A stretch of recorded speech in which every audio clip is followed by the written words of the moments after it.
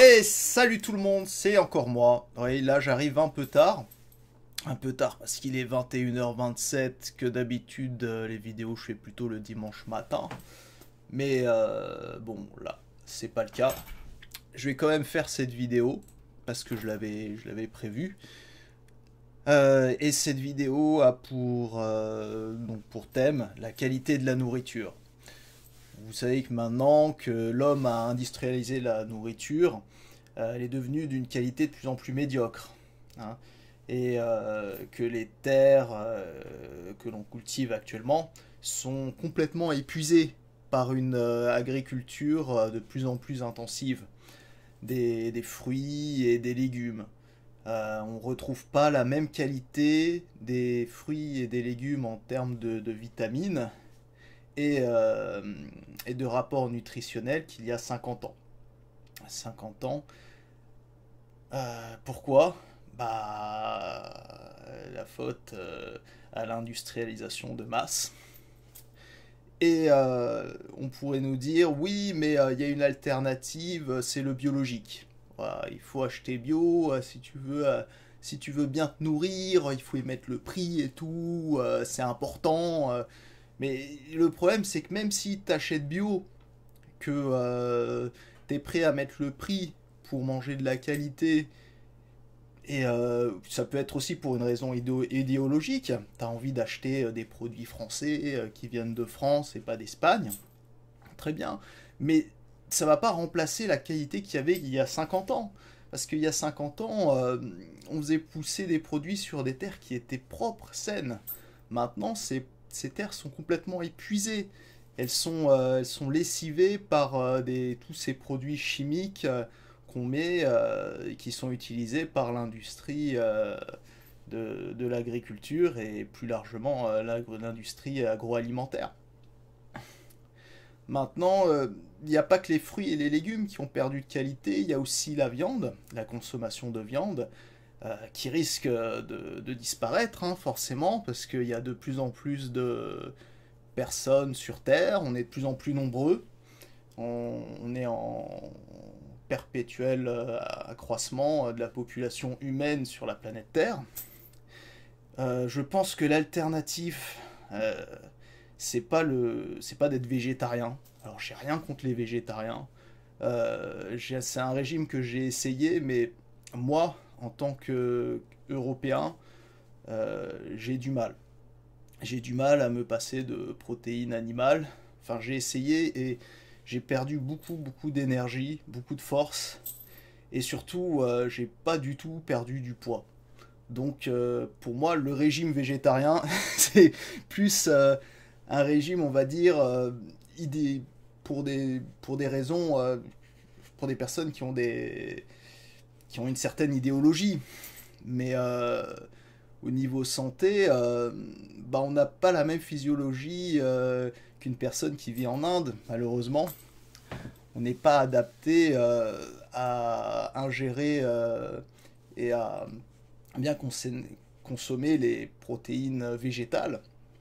Et puis en plus, au niveau des repas et de la cuisine, on ne sait pas faire vraiment la cuisine végétarienne.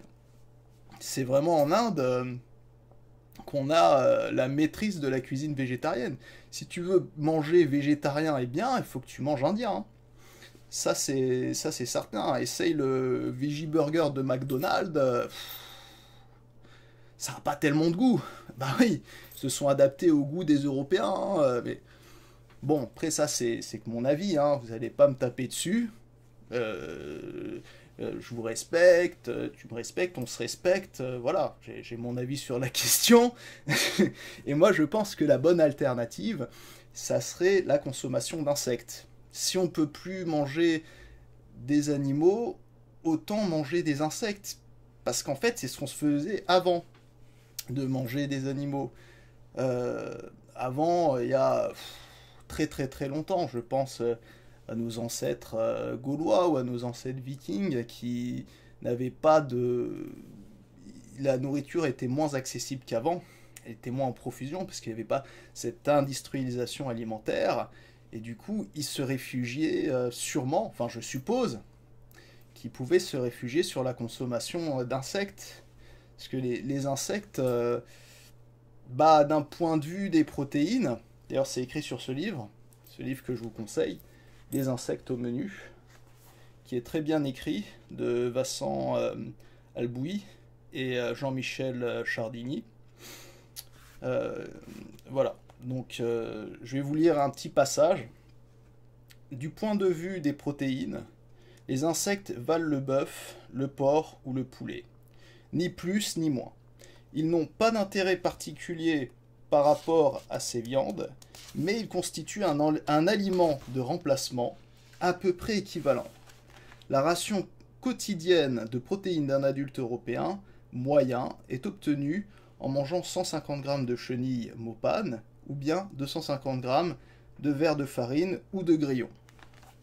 Alors oui, j'ai déjà testé les grillons. Et ben c'est pas si dégueulasse, si on les prépare bien. Là c'est plutôt, faut plutôt aller vers la cuisine thaïlandaise pour bien préparer les insectes. Et même si ça peut en répugner certains, honnêtement le fait de manger un grillon ou de manger une vache, je vois pas, bon c'est ma sensibilité à moi, mais je vois pas ce qu'il y a de plus répugnant. Pourquoi ce serait plus répugnant de manger une vache que de manger un grillon? À la limite, moi je préfère manger un grillon, tu vois, c'est le grillon, ça saute partout. La vache, bon, c'est un peu plus compliqué, essaye de tuer une vache à main nue. Tu vas avoir du mal, hein. Par contre, le grillon, tu le prends, tu le mets dans l'eau, il se noie, tu le fais bouillir et ça y est, tu peux le manger, hein. Je dis pas que ça sera bon, mais bon, c'est une manière de le préparer aussi, hein. je sens que je vais me faire incendier. C'est pas grave, on publie quand même. Voilà, donc voilà l'idée. L'idée, c'est que dans le futur, bah, on sera amené à tous bouffer des insectes. Bouffer des insectes, pourquoi? Parce que, selon moi, c'est la vraie alternative qu'il y a pour vraiment nourrir la population. Et que, bon, la grande majorité de la population sur Terre, je dis pas dans les pays riches comme nous en Europe, mais en Afrique, dans les pays asiatiques, et ben on mange des insectes. Voilà. Et ben voilà, pour conclure ma vidéo, c'est fait. 21h35 les amis. Je vous souhaite une bonne soirée et une bonne fin de dimanche parce qu'on va reprendre le travail demain. Salut!